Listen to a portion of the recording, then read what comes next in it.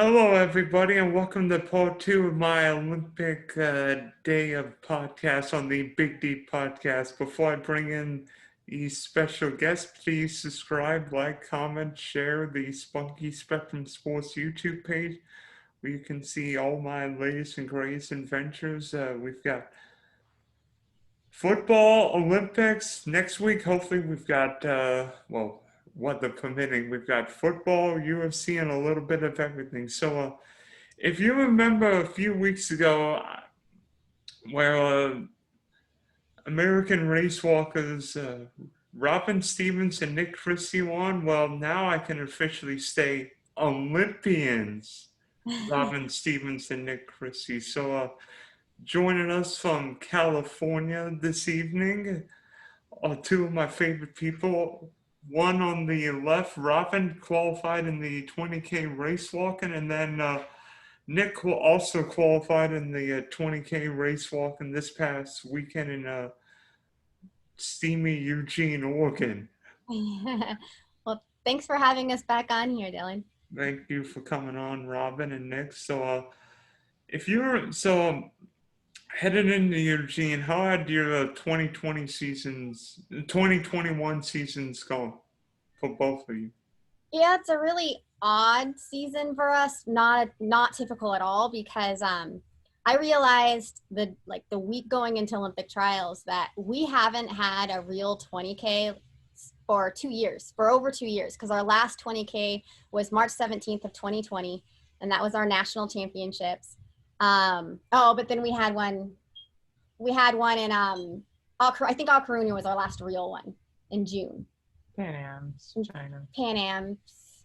Okay, it's been 2 years. So since 2019. Yeah, we haven't really raced a 20K since 2019 because we were getting ready for our was it World Cup trials in March of 2020? I was getting ready for Nomi. Well, he was getting ready for Nomi, and then we there was a requirement that we needed to go to the trials for the championship race, and that was going to be in April, and that was going to be our first 20K of the season. But then the pandemic hit in March, and the race was in April, so that got canceled, and obviously we didn't have an Olympic trials or even a 20K nationals, obviously. So we haven't.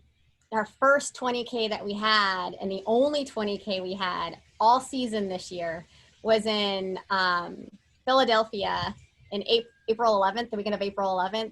And it was, it's just pretty comical that that's the only thing that we had going into trials is that's the only race right besides the Olympic trials. So I think that the organizing committee who organized it, but it just happened to be a really cold day. Nobody performed well except for Dan Nivaha. I massacre his last name all the time. But he had a good day, but he's also in college, so he had been regularly racing like 5Ks and 10Ks, so he'd kind of been in the the run of things. Everyone else, it was just really bad day, and no one got a warm up because it was so cold. Only half the people were vaccinated. Nick and I had only gotten our first vaccination. We hadn't got our second one yet. And it was our first time and only time on a plane so far. He hadn't even gotten his first vaccination yet. But I got mine. I got mine. I had one.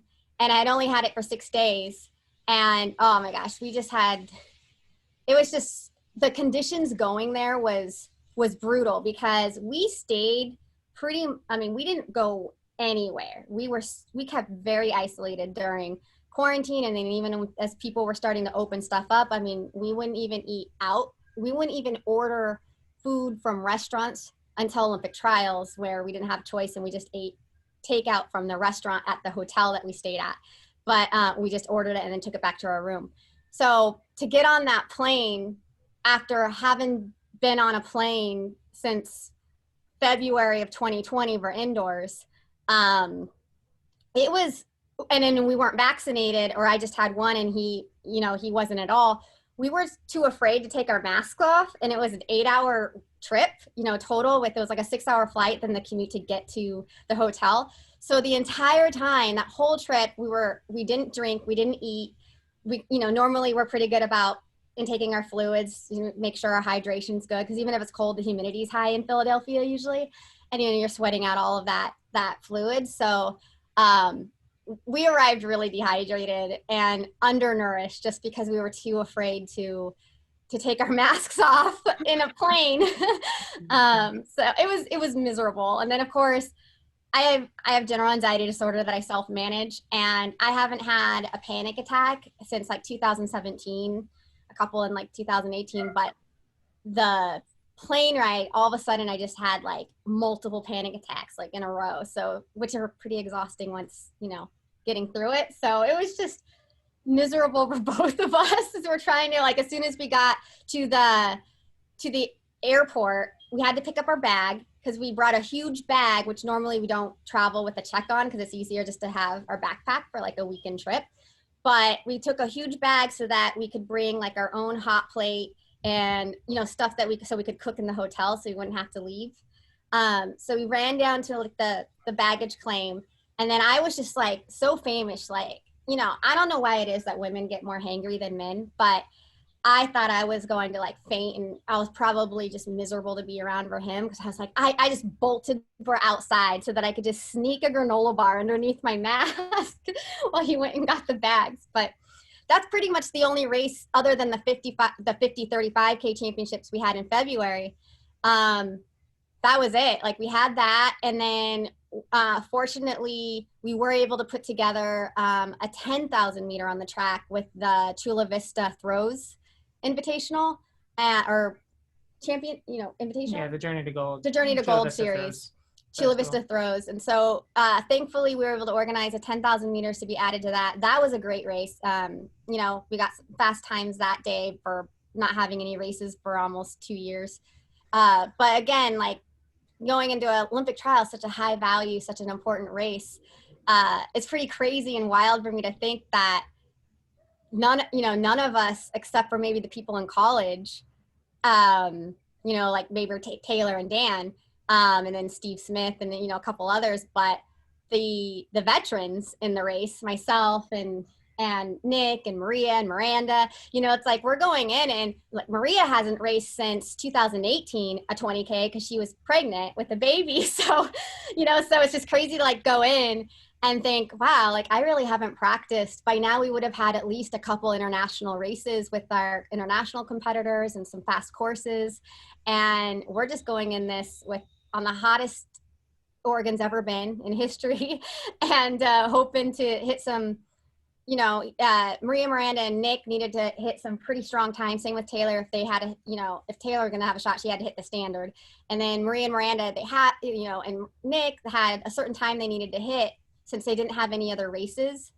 That, like they were kind of we were all kind of at a disadvantage because Europe was able to compete more than we were and some of the South American competitors of ours. And so they had more bonus point opportunities. So, so they're like Nick's doing all this math and figuring out what they need to do. So it's just crazy because like I had it the easiest going in because I just had to focus on getting first or podium because I was pretty solid in the rankings already. But just, I always try to have my best time every race I have, especially the important ones.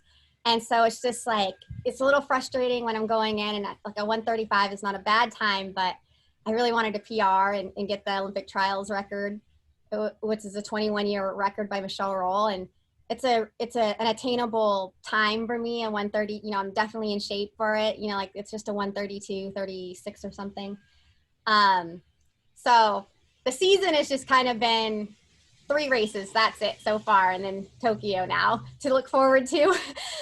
But it's also something that I'm really grateful for. And you can cut in anytime. And it's grateful for because it means that our race walk community was taking very seriously the COVID protocols and our safety. It's, like we talked about when we sat down with you after the 35K, 50K nationals, our judges, we need to protect them because our races are at risk of not counting for qualification points for Worlds and Olympics if we're missing any of the level 4 judges that make a race count.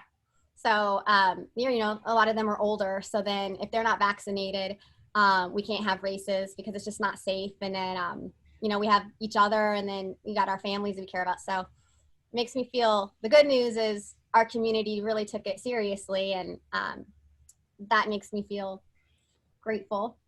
But it is an odd year for us, because like normally Nick and I will have been already at several different countries, competing with everybody that we're going to be seeing in Tokyo, and we haven't seen anyone except for twice this year, 2 or 3 times this year in the nation, not even our international friends. Nick, so what are some of the weird things you've seen this year? Is everybody like almost like a first race again? Yeah, I mean, as far as the racing is concerned, the rankings kind of dictate what's going to happen. So more, it's just been trying to set things up and make sure every race is on the calendar, it has the correct judges. The race will just count towards actually being able to qualify you for Tokyo.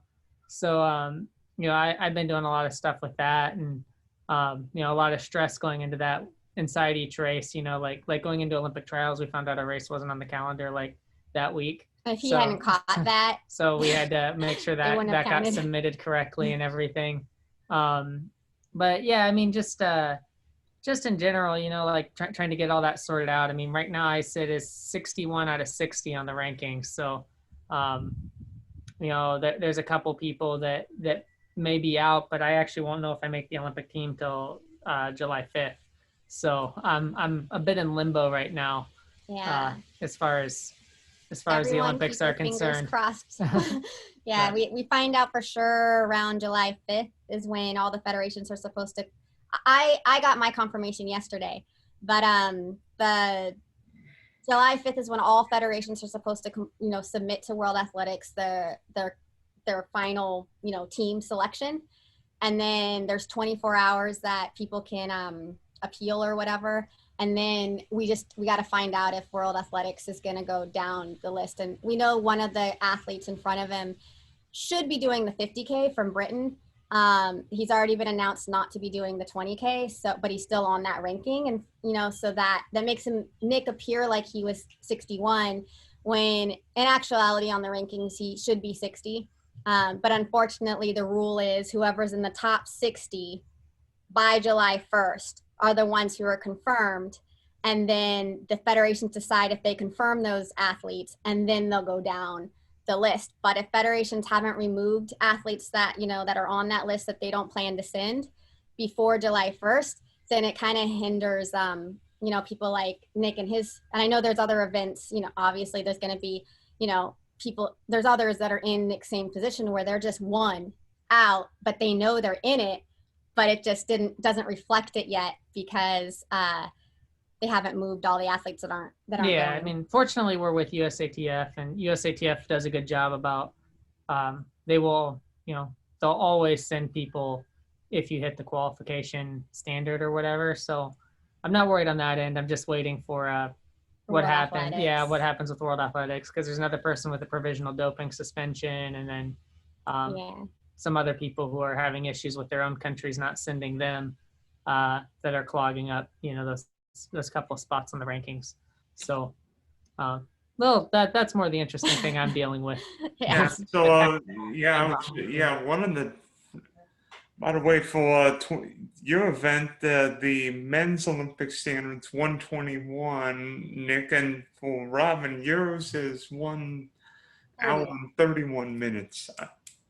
Yeah, so basically, which also caused a little bit of a headache, because I don't know if you've seen, but like in the U.S. 1500 meter champ on the track, Cole Hocker didn't have the Olympic standard, but yet he won the 1500 in Eugene Sunday night. So they were questioning about whether or not he would go, and I think Hocker's going.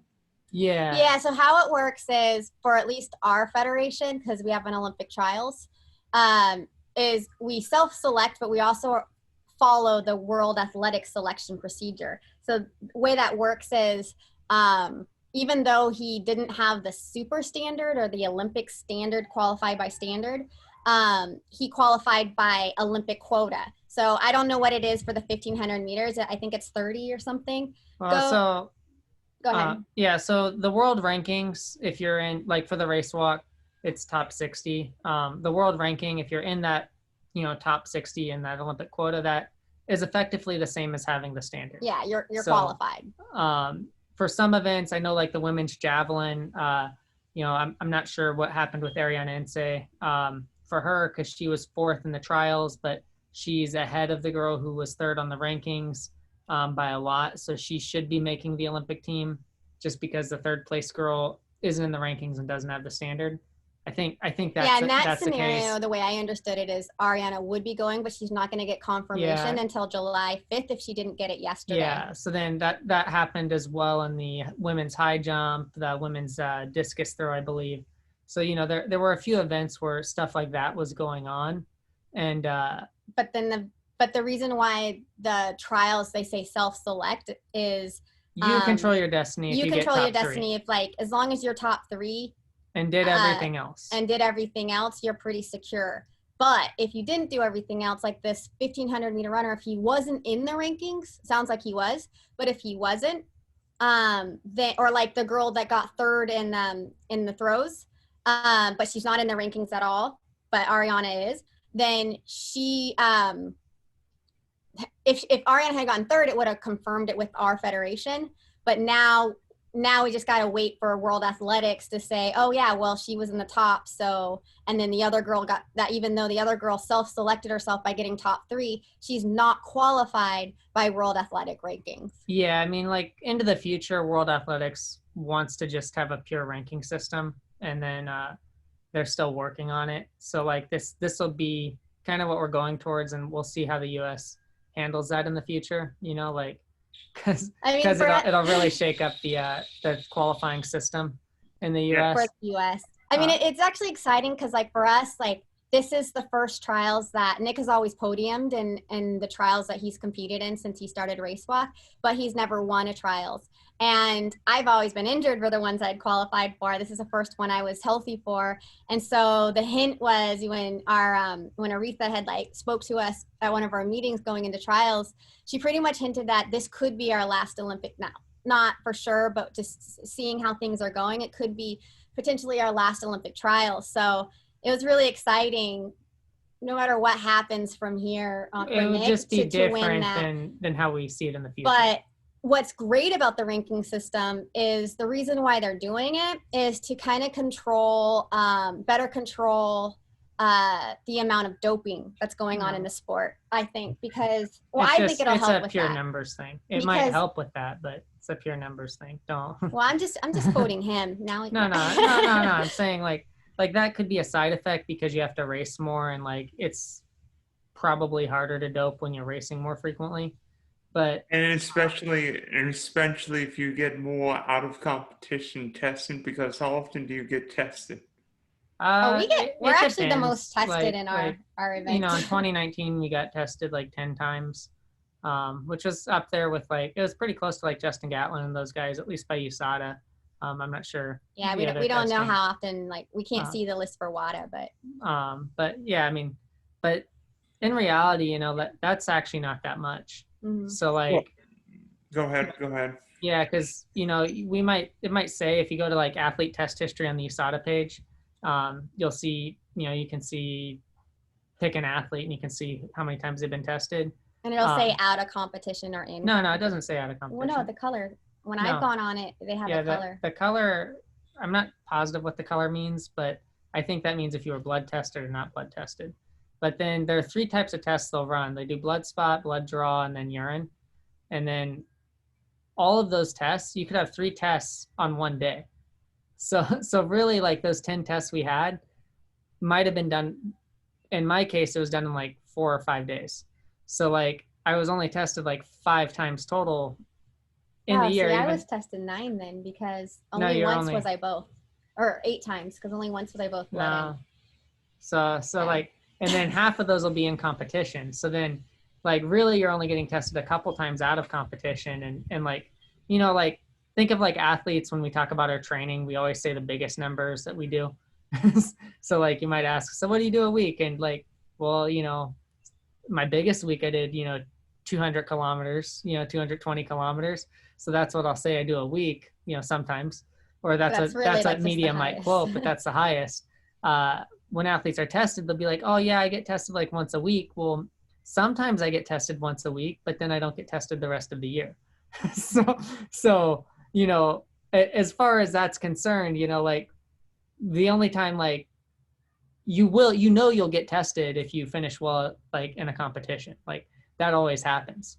So, if you have to race more, you're just going to get tested more by virtue of having to race more, and more stuff is banned in competition than out of competition. So you're going to get, tested for more things in competition. So that's the positive side yeah. of this ranking. But really the ranking is just to control numbers, because like if you look at the marathon right now, they went like 50 spots over the athlete quota, and they had to get special permission to allow everyone in the marathons for Tokyo. And that's partly because when they set the standard for marathons, that was not accounting for the super shoes, the taking it, Yeah, so then the standards were a little soft for all the times that were about to be run, with the new carbon plate and everything. So it's kind of caused a headache. And, in our case, they denied the women's 50K because they said it would be too many numbers. But they actually added 50 extra people in the marathon, which would have conveniently been how many people they needed for a women's 50K field. So, the IOC which I was higher in the says they're about for. equality and stuff, but, yeah. Like, that doesn't appear to be the case. Speaking of shoes, it seemed like everybody debuted new shoes in Eugene, including both of you.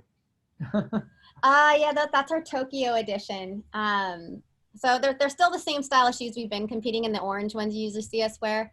But they sent us a whole like Tokyo kit that's purple and like the cherry blossom pink in theme for Japan. Yeah, so Johan Denise. Go ahead. Oh yeah, so the shoes are the Race Walk 900 V2. So we've been having trouble getting them in the US, so we're sorting that out. But in the fall we're supposed to be getting I think the version 3 or what was the, it was like the competitive. Yeah, we're supposed to get like a new Race Walk shoe in the fall at the Decathlon stores, but for some reason we just haven't been able to get that V2 Race Walk shoe. But in Europe you can get them and stuff. And then like Robyn was saying, the whole Tokyo kit was like partly designed by Johan Denise, who's the world record holder and our sponsor, and in partnership with him. And he's French, and our sponsor is French based. Yeah, so they gave us a nice kit to race in, and we had to cover up some of it because, like, if you see on the side, it has that New Feel logo, so that violated the trials logo stuff. So so put some tape over it. But well, I designed my own like crop top and bundies just to get around not getting in trouble with the tape. Yeah. But yeah, if you notice in pictures with him, he has they made him tape it up. Yeah. So now back to that 20K race walk in Eugene. Was that the hottest was that an unusual race? The fact you ran, what was it, 7 a.m.? Because it was literally so hot in Eugene last weekend. Yeah, we were prepared for 9. We had a heat wave here in Vacaville too. So going into trials, the temperatures were like before 8 a.m. it was already over 100, and we were. I was training around 11 a.m. noon. Some of the days at like 106, 108 temperatures. So, which was miserable, but I was like, oh, well, at least I know that the temperatures in Oregon are not, they're just going to be 101 or something, or I'm going to be used to it. So it's going to feel cold. And Nick was feeling similar. Like, I was like, oh, okay, well, we compete fairly well in heat. So 9 was fine. However, I'm glad they switched it to 7. 7. Yeah. I mean, like, I was probably the only kind of dissenting voice for 7 a.m.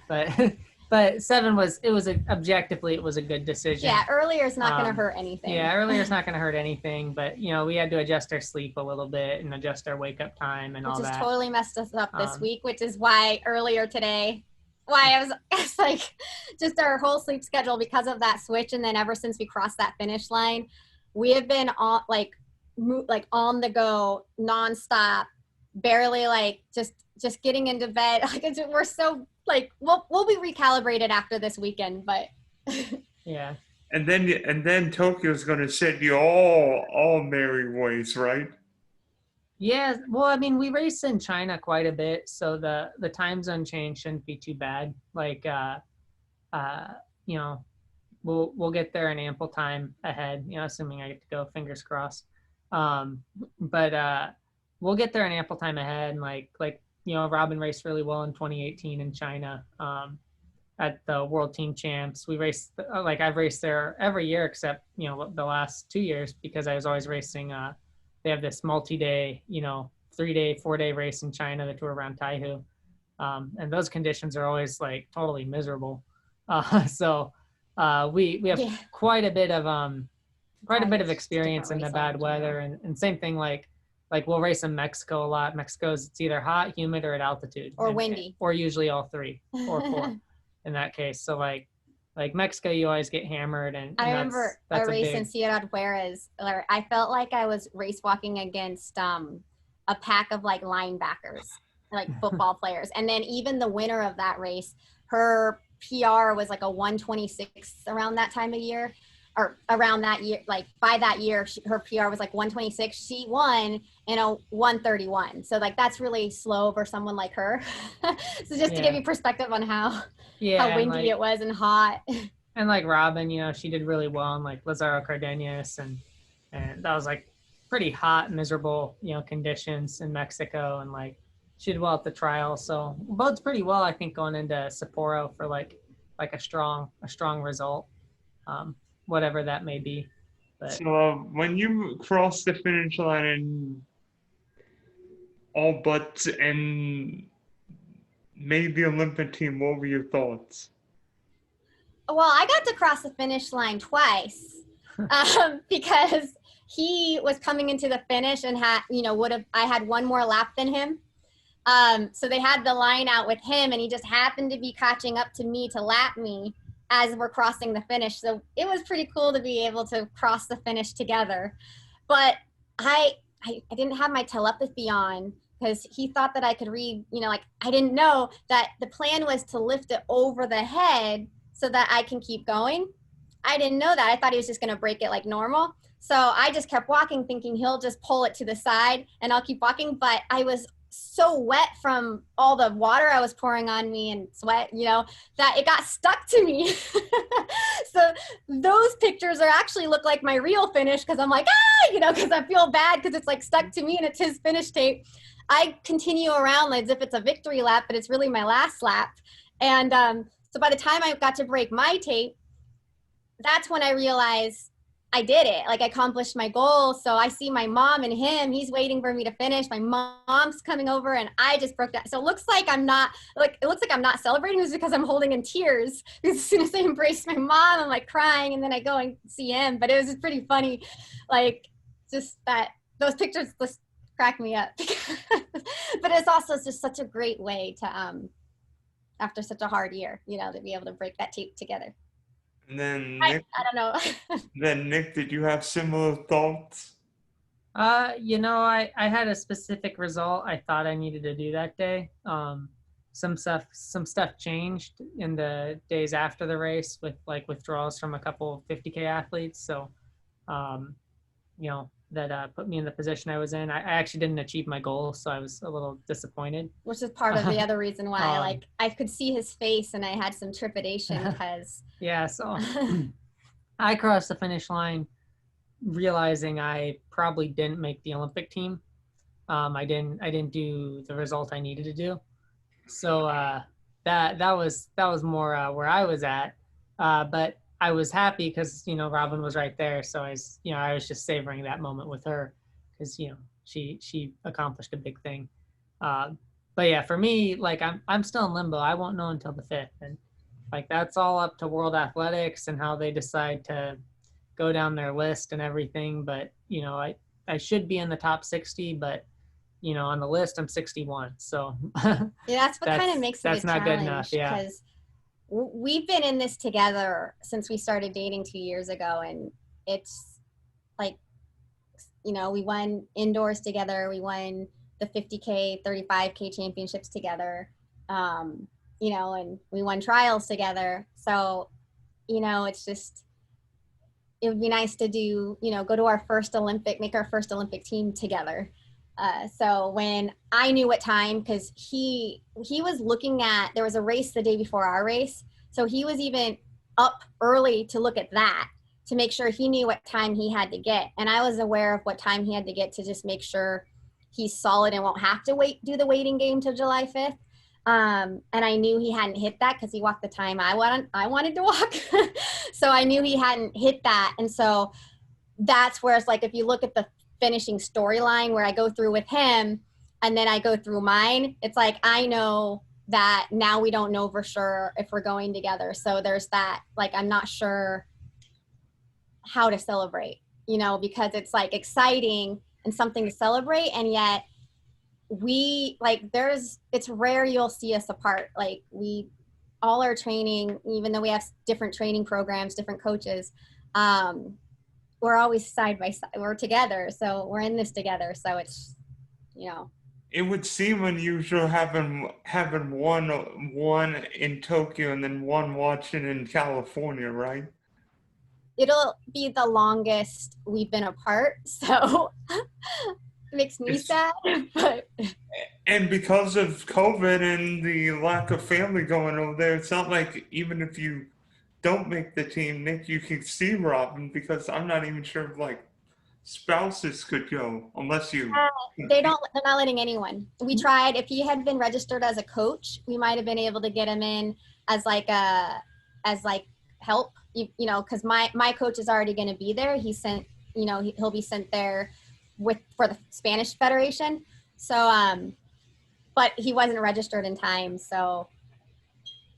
And no family's allowed to go. So, So we're just hoping by July 5th, we get to hear some good news, even more good news, you know. Yeah. The fireworks might, instead of coming early, the fireworks might come late for you. The what? The fireworks might come late for you. Yeah, a day late, maybe. Yeah. Just saying. So if both of you can compete, what would be your goals in, I don't know if we can say Tokyo, because your race walk won't actually be in Tokyo. It'll be 500 miles to the north in, what is it? Sapporo. Just think of Sapporo. Well, I mean, for me, like if I get in, I'm going in ranked last. So it only goes up from there. So it only goes up from there. So I mean, you know, my goal will obviously be to better that performance. I have some times in mind, but without knowing, you know, having a better idea of the temperature and everyone qualified and kind of looking at their results and doing a detailed analysis, then I'll make my you know, my time goal. But really, I think like doing better than last as an achievement, but probably like maybe top 45. So, you know, that's kind of the bar minimum goal for me. How about a PB? I would say a PB, but like the conditions are going to be, you know, they moved it to Sapporo because it was supposed to be nice, but last year was actually hotter in Sapporo than Tokyo. Oh, so,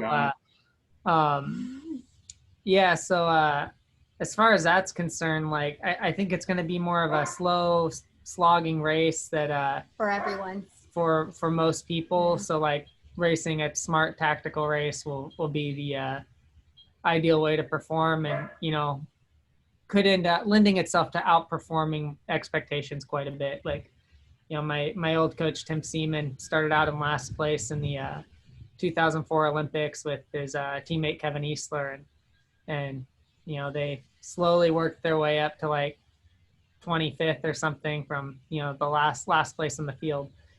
So that would be more of my approach going into Sapporo, would be trying to pick off as many people along the way as the heat starts to eat people alive, because we'll be racing at like 4:30 in the afternoon too. So it's not like it's not like we're racing in the cool part of the day. I was going to say, like, what time are the race walks and marathons happening Tokyo time?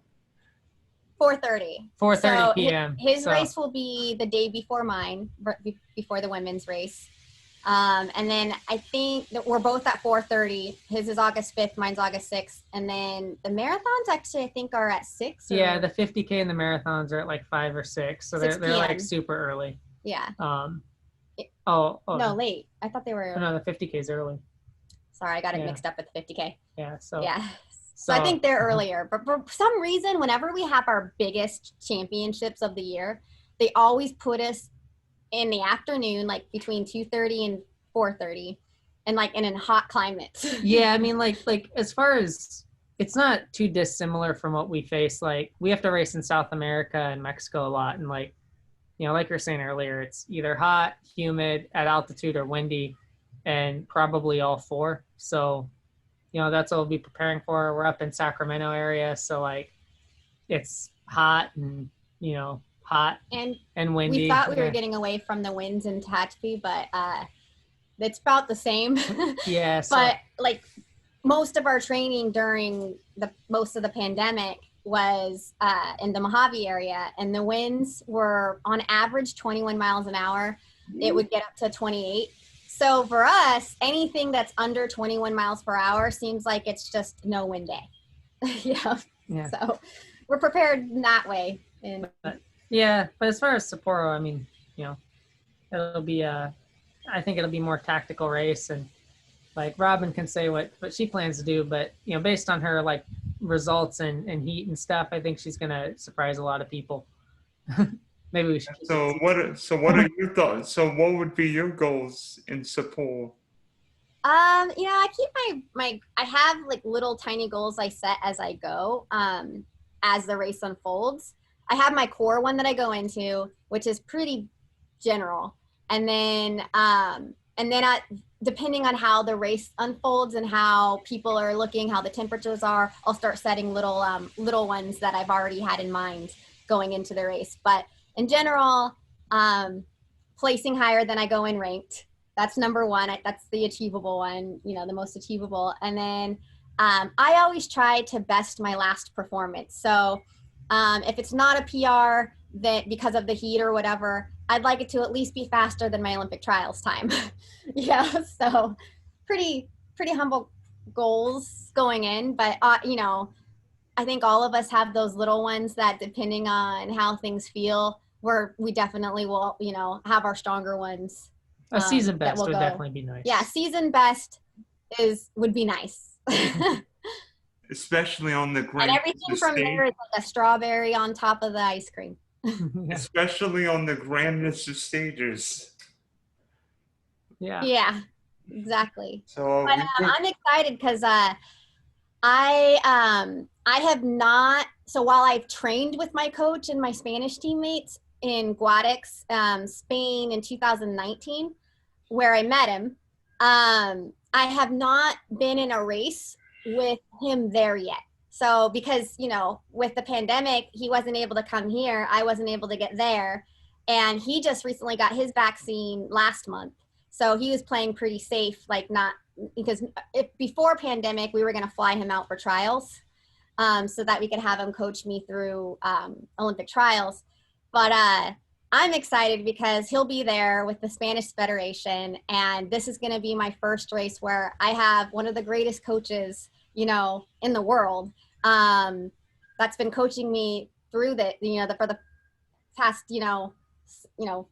several months and a couple of years, that to finally be able to have him on the side and just hear you just hear his instructions and because I'm usually guessing what he's going to say while I'm in the race. Now I'll know because he's right there and I can hear it, and that's exciting because I wonder how that's going to affect the turnout of my race. Maybe probably a negative split, right? Yeah, I hope so. That would be a good one, a good accomplishment as well. Yeah. So Nick, we wish you all the best in your hopes to make the Olympics. And Robyn, usually I say go run fast, but in your case, go walk fast. Thank you so much. Thank you. Thank you.